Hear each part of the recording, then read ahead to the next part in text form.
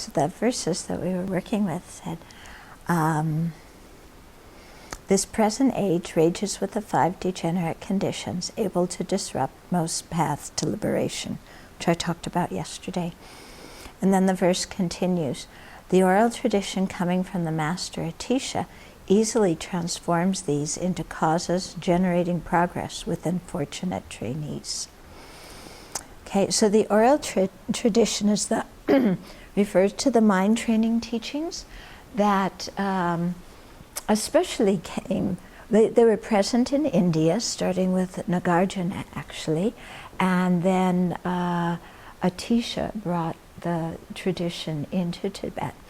And it's a special genre of teachings that's really quite remarkable because it's about how to transform adversity into the path, which is very much needed. What did our last 2 lines say?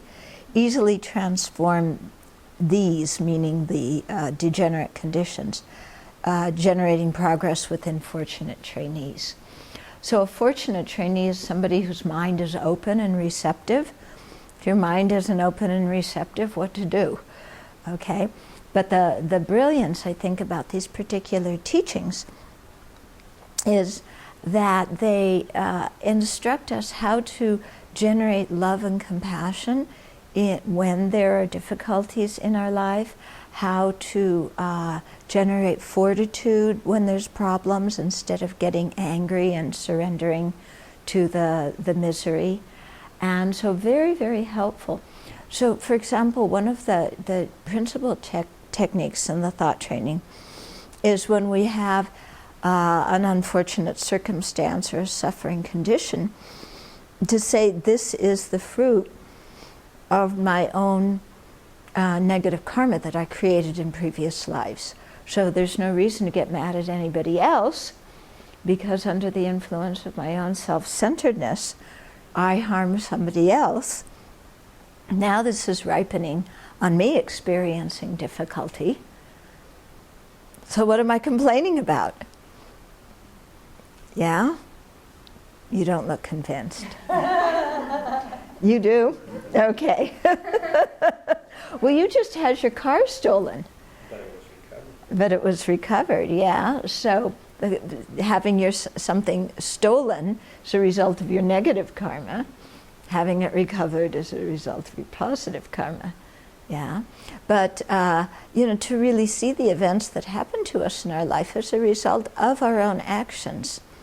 And in that way, we really stop blaming the rest of the world for our problems.